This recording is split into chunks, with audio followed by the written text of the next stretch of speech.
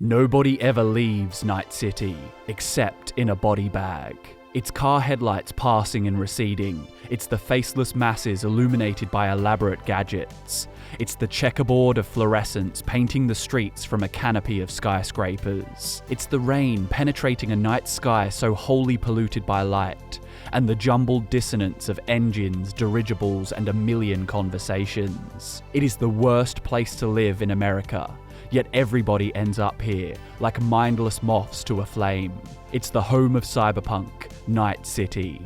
You may think this nocturnal neon metropolis inherits its name from the fact that the city never sleeps. But no, it's actually because the city was founded by a corporate mogul named Richard Knight. The year was 1994, and one humble multimillionaire had a dream. He was part owner of the corporate construction company Halsey, Ferris and Knight, but he'd grown dissatisfied with the countless uninspired projects he'd managed. So he broke off and built his own company named Knight International, with the ultimate goal of creating the ideal city. In Northern California, Richard Knight saw the potential of a small suburban sprawl between San Francisco and Los Angeles. Situated in the Del Coronado Bay, the region could be bought for a bargain, as the local economy had been destroyed after the shutdown of the power plant. When Knight was done with Coronado City, it would be a utopia. Every other city in the country would look upon it with envy as the gold standard.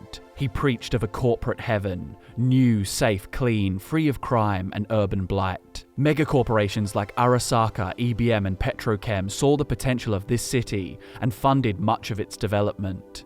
Of course, Richard Knight's offering of a rather generous tax package to each of the three corporations helped to grease the wheels. They sought a space free from poverty, where the entire populace could be seen as an asset and as a customer. Here the laws could be written specifically with the best interests of the corps in mind. When the global stock market collapsed in '94, these companies were all in. With so much funding, Knight could purchase huge swaths of land. And with the old residents of Del Coronado displaced to more desolate areas, Coronado City was ready to become the consumerist hub of the future. But Knight had made one fatal error. He was well versed in city planning and civil architecture, and as a result he excluded many of the established unions and firms in constructing the city. A number of these companies felt slighted for being left out of the grand scheme, and of the wealth that came with it. Not only that, but these companies were also owned by organized crime syndicates. 4 years after the city's completion in 1998, Richard Knight was killed by these very crime syndicates as revenge for being excluded from a founding role in creating Coronado City. In his honor, the city was renamed, and Night City was born. Knight's death left a power rift in what could potentially become America's most prosperous real estate. Various groups, both legal and criminal, vied for control over Night City. Corporations tested their influence against one another, and even the mobs were not excluded from the pissing contest. Inevitably, the powerfully corrupt forces who flocked to this corporate paradise took the reins, and Richard Knight's vision of a clean, crime-free utopia were buried alongside him.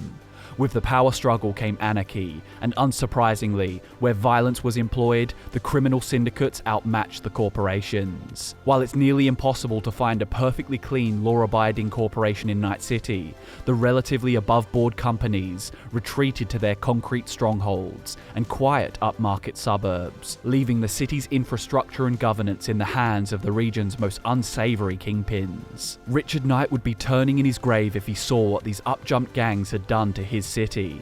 From selling contracts to their corrupt cronies, to setting up drug and extortion rackets, Knight's utopian vision was submerged in a dense layer of iniquitous grime. The global stock market collapse had affected practically all of corporate America, and there was no shortage of opportunistic scum for the new rulers of Night City to invite into their urban jungle. Crime, drugs, prostitution, violence, cybernetic terrorism.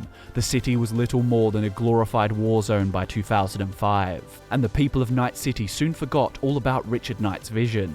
If you were to ask the faceless civilians walking the neon-trimmed streets, they'd tell you that Night City was named after the malfeasance that goes on in every shadow-shrouded alley for miles. The corporates may not be the most skilled at gang warfare, but money is a bandage that heals most wounds. And when they'd had enough of the unbridled crime waves resonating across Night City, they opened fire with their wallets. The year was 2009, street crime was at an all-time high, and squads of covert solos appeared. With the Arasaka armoured paramilitaries among the most notable, the mercenaries systematically eliminated most of the gang leaders plaguing Night City. Astoundingly, the corporations actually had a positive effect on the city, though arguably motivated by future financial gain. They established a corpo-controlled city council and began tackling the chaos gripping Night City. They deputized corporate security forces, gave them full authority within the city, and worked to clean up the war-torn streets. Under new governance, Night City was well and truly owned by the megacorps. And while you'd think that the cyberpunks wandering the streets and sticking it to the man by dyeing their mohawks pink would hate this corporate control, the reality is, most citizens were just happy not to be dodging gunfire every time they walked home from the tattoo parlor. Having such a strong policing presence in downtown Night City wasn't to everyone's liking, but at the very least, the scars of the mob wars were starting to heal. By the year 2020, Night City boasted immense economic growth in the corporate sector, and it was the quintessential city of the cyberpunk future. With a population of 5 million and rising, Night City was the city on the edge of tomorrow. Gritty, dangerous, but rife with the urban slick and stylish cool that made Night City the destination for the world's most ambitious entrepreneurs, cutting-edge rockers, innovative techies, and everything in between. The gangs of Night City may have been long gone, but not even the largest corporation could completely wipe out crime. And these corporations soon developed rivalries amongst themselves in place of the wiped out gangs. With corporate conflict on the rise, the bulk of street violence moved from the sketchier parts of the city to the corporate wealthy districts. Who could have predicted that the corporations would prove to be just as crooked as the crime syndicates? It was beginning to seem as though the only difference between them were wealth and PR. This megacorp conflict soon escalated into an all-out war in the streets, and many of the people who once flocked to this utopia were fleeing for their lives. Civilians were being sniped by drones, crushed by tanks, and caught in the crossfire of corporate kill squads. When mercenary armies are killing each other in the streets, using every weapon available on the extravagant corpo budget, what's the mutually assured endpoint of the conflict? Some sod set off a nuke. Night City was built on freedom. Free from crime, free from poverty, and free from unfavorable laws restricting commerce. These freedoms would work to the detriment of Richard Knight's utopia, as the corporations responsible for ravaging Night City were not being reined in by federal law or the overbearing hand of the United European powers. Night City had been built intentionally to be emancipated from the US and its laws. This meant two things to the US President Elizabeth Kress. Firstly, she could not use US laws to shut down the companies flourishing from unethical practices in Night City. However, this also meant that Night City was not entitled to the protection of US law, and North America could deal with this problem with some good old-fashioned foreign policy. The United States government aligned itself with the weapons manufacturing megacorp Militech, which may have been purely coincidence, but Militech subsequently plotted to detonate a small pocket nuke on the Night City headquarters of one of the Fourth Corp War's primary aggressors, Arasaka. In the center of Night City, Arasaka's twin towers stood 140 stories tall. Loss of life wasn't one of Militech's main concerns, so they didn't hesitate to take their nuke into this giant structure. The nuke was roughly 1/4 of the size of Hiroshima and was detonated on the 120th floor, obliterating both towers and causing them to collapse outward. Those within the building, as well as anyone in the surrounding area of central Night City, were killed instantly. The fallout of this explosion was not insignificant, yet Night City was inhabited again within 24 hours. This was due to the fact that a great deal of the people who chose to live in and around Night City were well and truly committed to the transhumanist future and were heavily cybered up by the 2020s. Radiation filter installations were common, so the lack of housing proved to be far more of an obstacle than the deadly levels of radiation following the blast. The main concern following the nuke was actually the fact that Night City was built largely on fill, as the original elevation was only 16 feet above sea level. This meant that the bomb caused earthquakes, and these earthquakes caused floods, the warping of roads, and destruction of infrastructure. This didn't stop settlers from returning, and even moments after the explosion, Night City was still preferable to some urban nightmares like Rio and Hong Kong. President Kress of the US blamed the nuclear detonation on Arasaka, suggesting that the company had chosen to sacrifice their Night City office in order to keep Militech from seizing their tech and research. She soon learned of the reality that the culprit was Militech, which is odd considering the fact that Militech and the US government had formed an alliance prior to the event. Some rumors suggest the legendary solo Morgan Blackhand had survived the blast and was a hidden government asset. He had then personally delivered the news of the covert operation to President Kress. Kress used this intel as leverage over Militech, assuring their loyalty long term, while pinning the devastation on Arasaka, the evil foreign megacorp. In reality, the president had no real intention of helping Night City to recover, but she was willing to offer sanctuary to those caught up in the chaos. With any luck, Night City's impressive and lucrative technology base might migrate to US governmental control too. Night City was far from dead, but there was a lot of rebuilding to be done.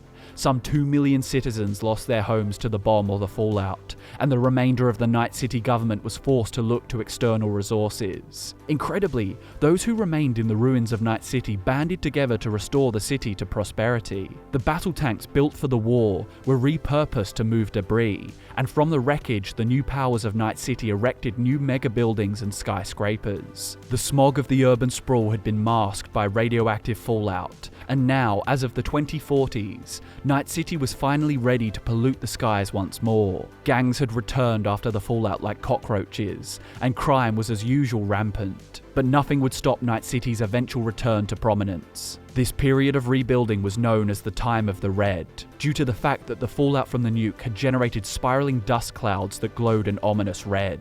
But the nuke had detonated in 2022, and we were now somewhere between 2040 and the present day of 2077. Things had changed, and some things, mind you, had not. The new post-war Night City is comprised of 5 major zones: the Hot Zone Wasteland, the rebuilding urban centre, the overpacked suburbs, the reclaimed perimeter, and the open road. The Hot Zone Wasteland is exactly what it sounds like. This is where the corporations operated prior to the climax of the Fourth Corporate War. It is an abandoned labyrinth of fallen skyscrapers, piles of rubble, burned out cars, and the skeletons of those caught in the corporate crossfire. Few pass through this region with the exception of scavengers, gangers, and those with a death wish. The rebuilding urban centre is one of the regions that came off relatively unscathed after the nuclear holocaust. The structures here are intact, though the seawalls that once kept the waters of Coronado Bay at bay were not so lucky. Generally speaking, this is one zone you'd be safe frequenting, so long as you aren't afraid of the occasional rush of fresh ocean water from the Pacific.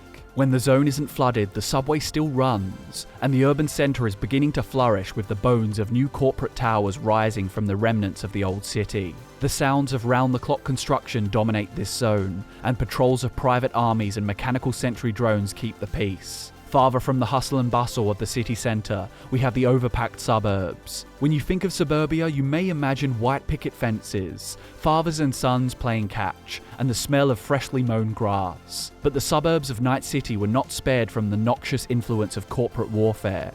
The inhabitants of the city who were not keen on living with the residual radiation and lack of power and plumbing in the city centre flocked in droves to the suburbs. Now this zone is a city in its own right, only made of canvas. Hundreds of thousands of impoverished people are crammed into tents, forming unruly refugee camps. There are plans in place for the construction of mega buildings to house all of these vagrants, but for the meantime, crime and poor living conditions will have to do. Back in Night City's prime, the city was surrounded by smaller towns and suburbs, all hoping to thrive on the trickle-down prosperity that radiated from the urban utopia. Almost all of these settlements were abandoned between the years 2000 and 2020, a couple of years before the nuke. This is because Night City's perimeter was constantly plagued by roving gangs. During the time of the Red, however, thanks to the nomad families and their private security, a movement called the Reclaimers attempted to re-establish these towns and fill them with the endless supply of dispossessed Night City residents. We call this zone fittingly the Reclaimed Perimeter. And finally, there is the open road. Roving bands of street criminals criminals as well as nomad caravans lay claim to the open roads surrounding the metropolis. But with the aid of their allies, the Stormtech Corporation,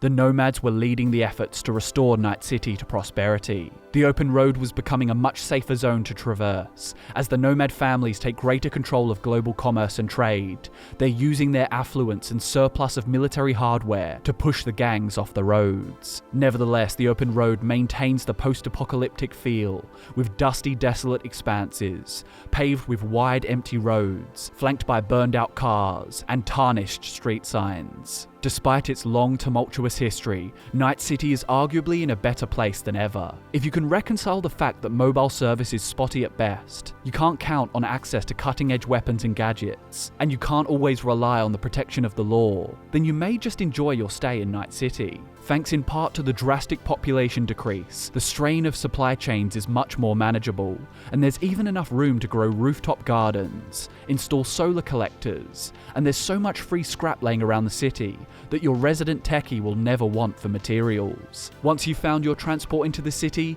and well done if you've managed to do that in one piece, you'd best know about the current political climate.